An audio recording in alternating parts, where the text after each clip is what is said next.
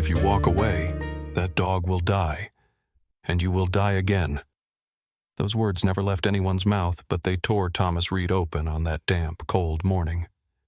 On the Appalachian River, churned brown and furious after last night's storm, a little black speck bobbed up, then sank under the next angry curl.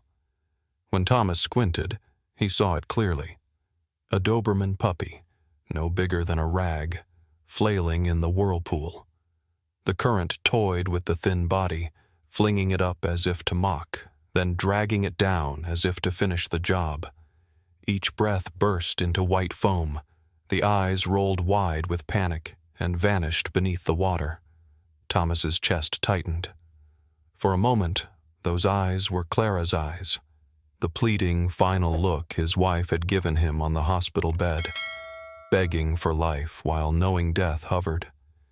He had stood powerless once, letting the person he loved most slip away. Now fate put another dying life in front of him and asked, "Will you lose another?"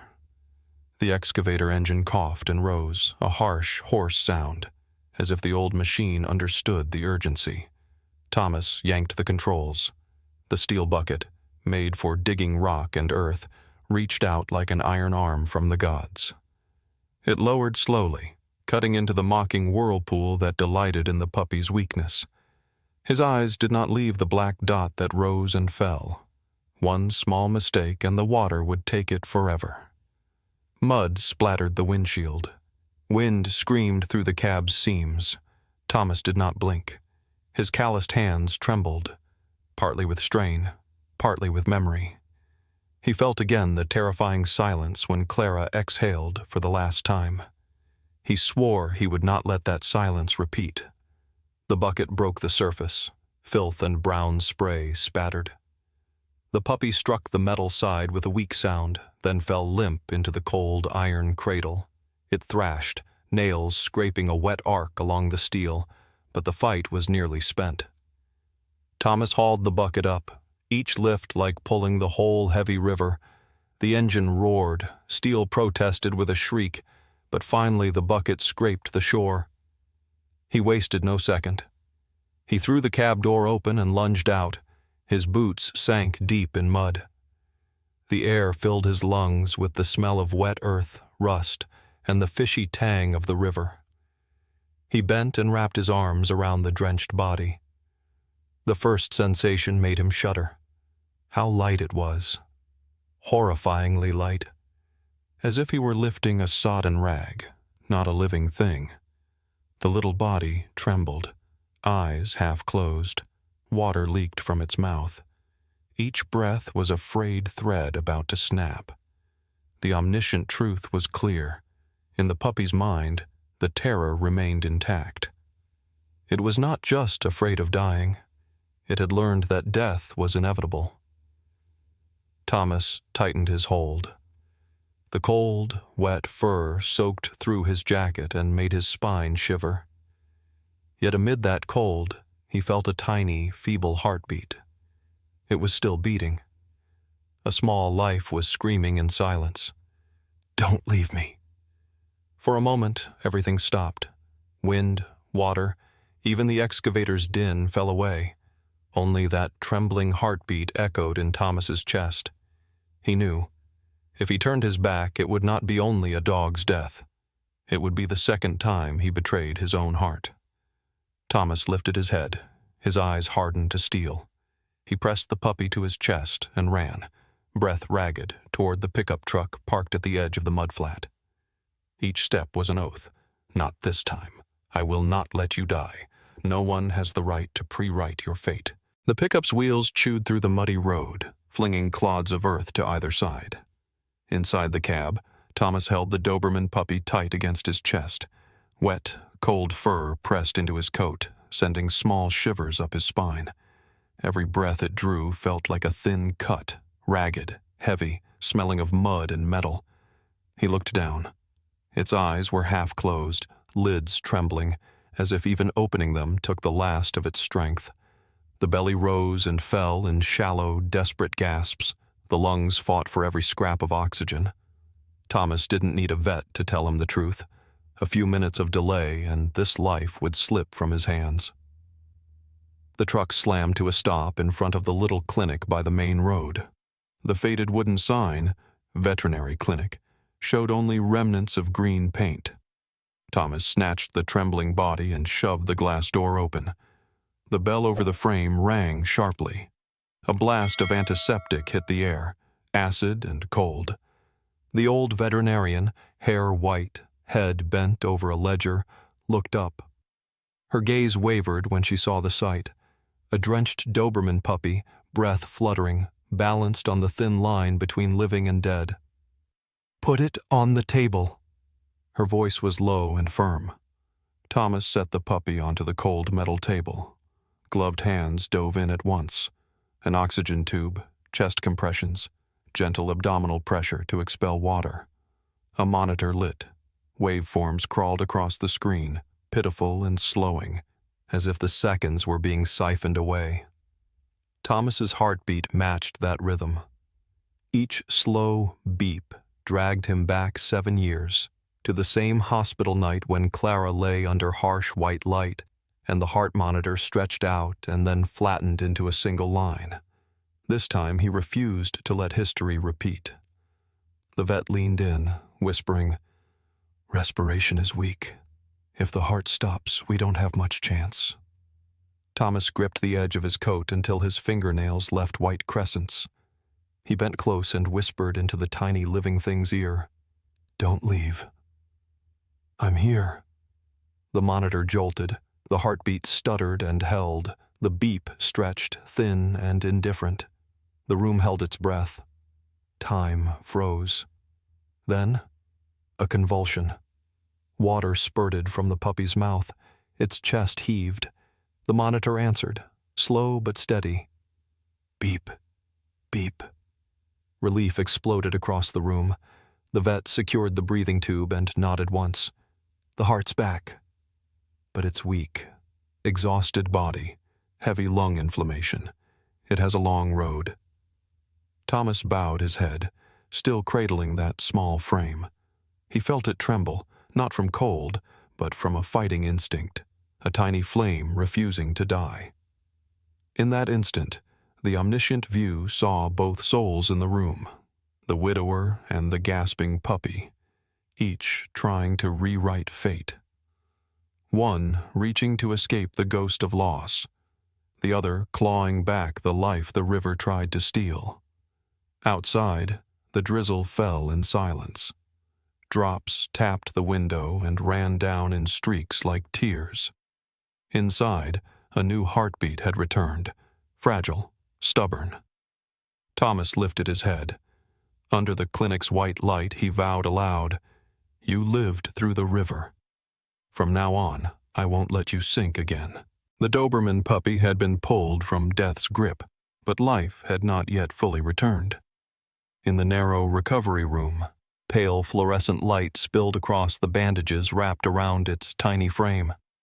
Weak breaths rattled through the oxygen tube, tangled with the beep, beep of the monitor, a wavering hymn caught between life and death. Thomas sat hunched in a plastic chair, dark circles under his eyes, gaze locked on the pup. He called it River, a name that marked the place that nearly buried it, and a vow that from now on it would never have to fear the water again. But the omniscient truth knew. Such terror is not erased easily. That first night, River curled tight in the blanket, eyes clamped shut, body trembling without pause.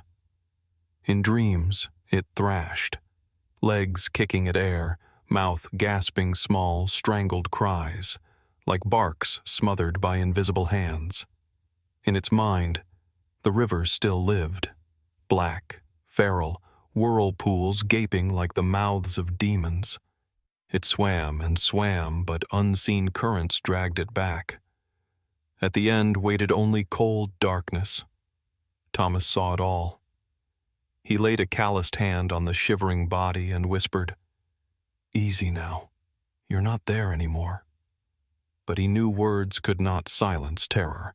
Fear like that was carved into bone, etched where nothing could erase it, and Thomas himself carried his own ghost. Whenever rain hammered the tin roof of the clinic, he was thrust back 7 years, to the night at Clara's bedside, clutching her hand. The monitor then had drawn out its final note and vanished into silence. He had believed his life ended with hers. But here, amid the stinging scent of antiseptic, he realized he could not let go again. On the 3rd day after the emergency, River managed to swallow a few drops of warm water from a syringe. Thomas was there, patient, eyes never straying. With each passing second, he saw this life cling harder than he had imagined. Every drawn breath became an act of defiance against a fate written in the river. But survival carried a price. Fear. One afternoon, a nurse turned on a faucet to rinse a tray.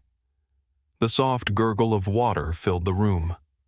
River jolted, eyes wide, body recoiling, IV line rattling. A faint whine escaped, breath quick and sharp.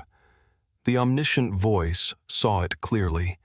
In its mind, that sound was not harmless water. It was the roar of a whirlpool dragging it under, the clutch of unseen claws pulling it away. Thomas rushed to its side, pressing a steady hand along its back. "It's okay, River." Just water. But his chest clenched tight. He knew he had just witnessed another battle, one fought inside the mind. So he began spending his days there. No longer only watching, he read aloud passages from an old book Clara had once read to him on rainy days. His voice was low, even, building a bridge across the cold void. River could not understand the words, but the omniscient truth revealed it sensed something else. The cadence resembled a steady heartbeat, a presence that would not abandon. That night, River opened its eyes for the first time. The brown gaze was clouded, still afraid, yet in it flickered a faint light. It stared at Thomas for a long moment, then exhaled, laying its chin on the blanket. Not peace, only a temporary surrender to the ghosts of memory. Thomas understood. Fear would not vanish in a day. But that look, brief as it was, gave him faith. River wanted to stay, and that was the beginning. Outside, the Appalachian night was gentler after the storm. Rain had ceased, and the river slowed. But inside the white-walled room, 2 souls remained trapped by their past. One man still haunted by the shadow of a lost wife, and one dog still gripped by the memory of the river. The omniscient truth knew there was only one way for both to step forward. They would have to face their fear. Late June in Appalachia, a thin mist hovered above the damp earth. The clinic had discharged River, though the vet's warning still echoed. His lungs are weak. He needs rehabilitation, and most of all, help him face his fear. Thomas carried River to the shallow creek behind the house. The water trickled softly over stones, shallow enough that a child could wade across. But to River, it wasn't a creek. In his mind, it was the river, the one that had once wrapped him in death's grip. Thomas sat at the bank, unrushed. He dipped his hand into the cool stream, letting droplets fall to the soil. His eyes never left the dog. His voice was low, steady. "It's only water, kid." Not that river anymore. River shivered, ears pinned back. Yet instead of fleeing, he stood his ground. The omniscient truth knew. It wasn't the words that held him, but presence. In those dark eyes, Thomas was not a stranger. He was the arms that had pulled him from the whirlpool, the only warmth he trusted. On the 2nd day, Thomas brought a small bowl. He filled it with creek water and set it down. River stared at the shimmering surface, legs trembling. He stepped forward, then back again. But when Thomas dipped his fingers in, lifting a droplet so the sunlight caught it, River leaned close, hesitant. He drew in a tiny breath, No whirlpool, no foam, only the clean, cool scent of nature. River retreated, but the omniscient truth saw it. That moment was a step forward. In the days that followed, Thomas repeated the ritual, sitting by the creek, dipping his hand, speaking little. River slowly grew accustomed to standing near the water without recoiling. One afternoon, as Thomas bent to scoop a drink with his hands, River surprised him. The pup lowered his head and touched the water with his tongue, a small lick, trembling but deliberate. For the first time in weeks, Thomas smiled, not because he had won, but because in River's eyes he saw a spark. It was trying. The true trial came with a summer storm. Rain hammered the roof, pouring from the eaves onto the stone yard below. The roar sent River scrambling backward, trembling, whining low. Thomas stepped outside, standing beneath the downpour. His coat clung heavily, hair plastered to his brow. He reached out a hand. "Come here, River." "I'm here." The dog froze, body stretched taut as a wire. In his mind, that sound was no rain. It was the river that returned, roaring. But then his eyes fixed on Thomas, the man who had carried him from the water's mouth, the man who stayed. Slowly, one step, then another, he entered the rain. Drops struck his back, ears flattened, eyes squeezed shut. His body shook violently, yet he did not turn away. When he reached Thomas, he pressed his head against the man's knee as if to say, "If you're here, I can bear it." Thomas bent low, hand resting on the soaked back. He said nothing more. He knew these battles needed no words, only patience. Two beings, man and dog, are healing each other. Thomas taught River that water was no longer a killer. River taught Thomas that loss could be endured, if someone stayed beside you. That night, River lay close by the bed. Rain still drummed its rhythm on the eaves, yet his sleep was quiet. No thrashing, only a long, deep sigh. Thomas lay in silence, eyes tracing the ceiling.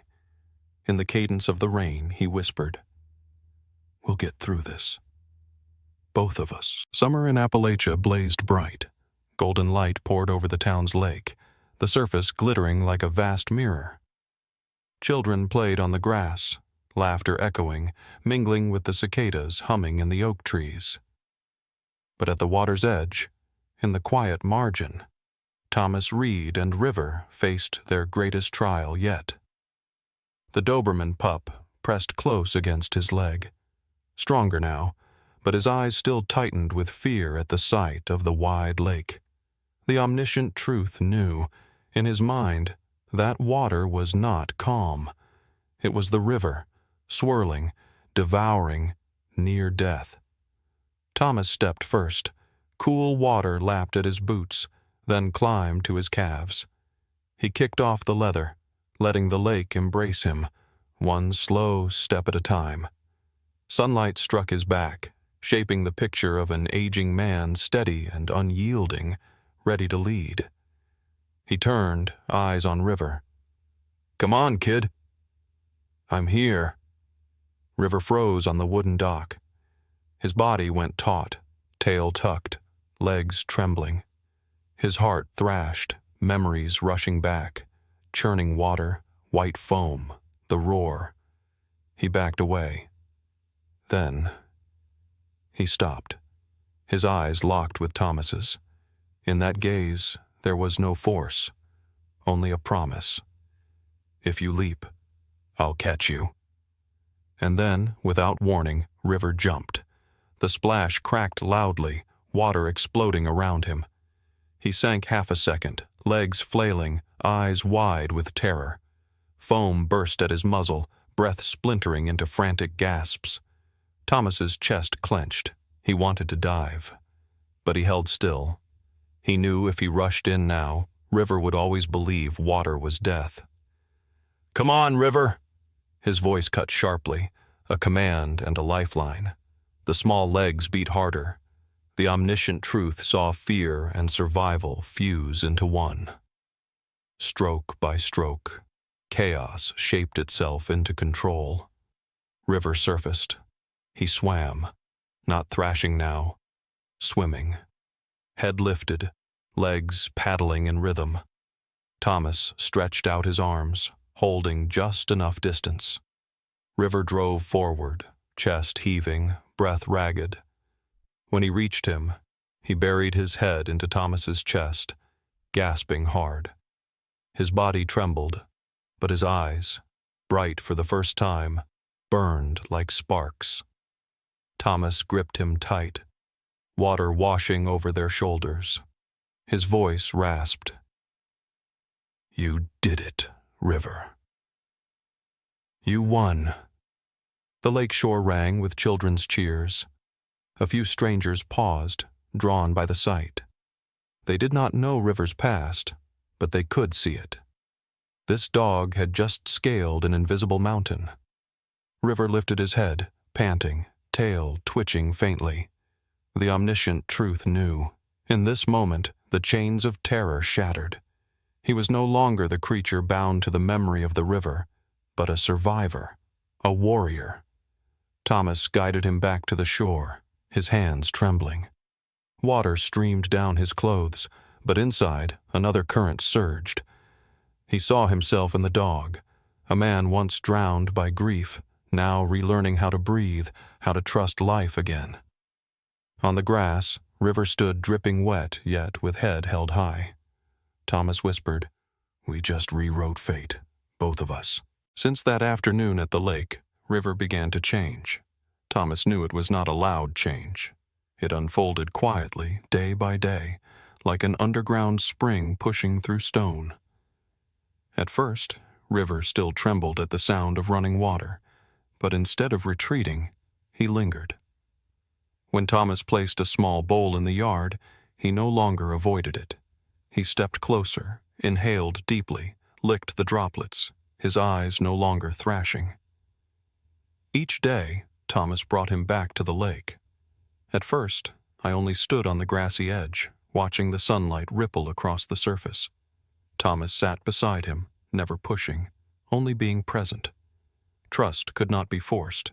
It had to be planted. On the third day, River stepped down to the water's edge on his own, paws touching the faint lapping waves. His body shook, but he did not pull back. He looked toward Thomas. In his eyes, the omniscient truth saw a question. "Can I?" And in Thomas's gaze, the answer required no words. By the fifth day, River swam a short stretch. Still clumsy, still urgent, but each kick carried intent. He no longer swam to escape death, but to reach the shore of life.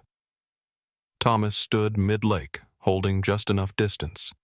He wanted River to find his own rhythm. In those moments, he saw himself years ago, a man stripped of everything, nearly drowned in grief. And now, watching River rise from the water, he saw a reflection. Pain could drag you under, but willpower could lift you back up. Each time River reached him, panting, Thomas stroked his head gently and whispered, "You're doing well." Tomorrow, farther still. By the second week, River swam from the dock to the opposite bank. His strokes were strong, ears upright, tail cutting the water high. He was no longer the trembling pup wrapped in white cloth at the clinic. He was a conqueror of water. The townsfolk began to notice. Each morning they saw the gray-haired man and his young Doberman training at the lake. Some days children clapped and cheered as River crossed. River lifted his head high, eyes burning bright as if answering, "I have returned from death, and I am not afraid anymore." Thomas sat on the grass, watching him surge forward. In his mind, Clara appeared. Those days when she was alive often saying, "As long as we keep trying, nothing can take away our will." He had never imagined those words would be reborn in the form of a small dog. One afternoon, Thomas set a harder test. He waded into the center of the lake, leaving River to find the way. The waves rose larger, the wind stronger. River plunged in, legs kicking hard, water slapping his face. He dipped under, chest gasping, but then he found rhythm. Each kick forceful, each breath steady. The omniscient truth revealed. He was no longer fighting fear. He was fighting to claim his place. When River reached him, he did not bury his head as before. He circled, tail high, brown eyes blazing like fire. He had taken command of himself. Thomas watched in silence, throat tight. He whispered, "You've taught me more than I've taught you, River." The sun lowered, spilling gold across the lake. River swam in circles, splashes rising like a victory song. The widower floated there, eyes wet, knowing he had witnessed a baptism, not in the river that once tried to kill, but in the will that saved. From this moment on, River was no longer merely a survivor. He was reborn. And Thomas, the man who once believed himself dead in grief, now learned again how to live. Autumn arrived gently in Appalachia. Red leaves carpeted the lakeshore, the wind carrying the scent of damp wood and cold mist. On the water, River sliced forward like an arrow, each stroke firm, assured. His tail rose high, ears sharp. No trace remained of the trembling pup once flung through a raging flood. On the bank, Thomas Reed sat quietly on an old wooden chair. His eyes followed River's every lap, lit by a feeling hard to name. The omniscient truth revealed the swell inside him, pride, and a grief softening into something new. He wasn't just watching a dog conquer fear. He was seeing himself, a man who once thought he had died in loss, learning again to breathe. River scrambled ashore, water coursing down his sleek black coat. He shook hard, droplets scattering into the sunset like shattered crystal. Then he bolted toward Thomas, diving into his lap, soaked yet warm. Thomas wrapped his arms around him, pressed his face into the damp fur, vision blurring. In that moment, the truth was clear. The past remained. The river, the hospital, Clara's silhouette. But pain no longer chained him. The water that once sought to kill had become the place River rose again, and the place Thomas learned to release the darkness and hold the present. His voice rasped, trembling. "You survived. And you saved me too, River." The words dissolved into wind, yet carved deep. A small dog, abandoned to the flood, had turned sheer will into a miracle strong enough to redeem a man. That night, in the little wooden house, River curled at the foot of the bed. Moonlight streamed through the window, casting silver across his eyes. No startles, no frantic dreams, only steady, peaceful breath. Thomas sat nearby, eyes wet, remembering that first morning at the river, the bucket trembling, his frozen hands clutching a body like ashes. And now, that same life lay asleep, heart drumming strong. Thomas lifted his gaze toward the window. The moon shone over the far lake, the place where River had nearly died. In memory, Clara's eyes met his, smiling, as if watching. For the first time in 7 years, he felt no emptiness. He felt peace. Tears rolled down his wrinkled cheeks, but not of loss. There were tears of gratitude. Grateful, the river had brought River to him. Grateful this small life had pulled him back from the abyss. River raised his head, deep brown eyes locking with Thomas's, then closed them again with a quiet sigh. Thomas stroked gently, whispering, "You're no longer a survivor. You're a warrior, and your family." In that silence, steeped with tears, a message burned bright. Whether human or animal, no one is born to be discarded. Every life is worth keeping. In the Appalachian night, a single yellow lamp glowed in the old wooden room. River curled beneath the bed, breath steady, as if death's memory had never touched him. Thomas sat still, his hand resting on the pup's back, eyes blurred with tears. 7 years of emptiness, and he had never thought such a small being could lift him out of the pit. But tonight he knew. Miracles still exist, if only we don't turn away. Sometimes fate arrives without warning, as when Thomas found River in the flood. And in that instant, a single decision can change 2 lives. One is saved, the other finds a reason to go on. Thomas's tears did not fall for River alone. They fell for every life abandoned, every life forgotten, and for the belief that none of us were born undeserving. Have you ever saved a life? A dog, a cat, or some small, trembling creature staring into death? If you have, share your story, so we know how far compassion reaches. And if not, share River's journey, so it may kindle warmth in other hearts. Hit subscribe to join us in more of these journeys of redemption, because somewhere out there, another River still waits, shaking in the dark, just needing a hand to reach.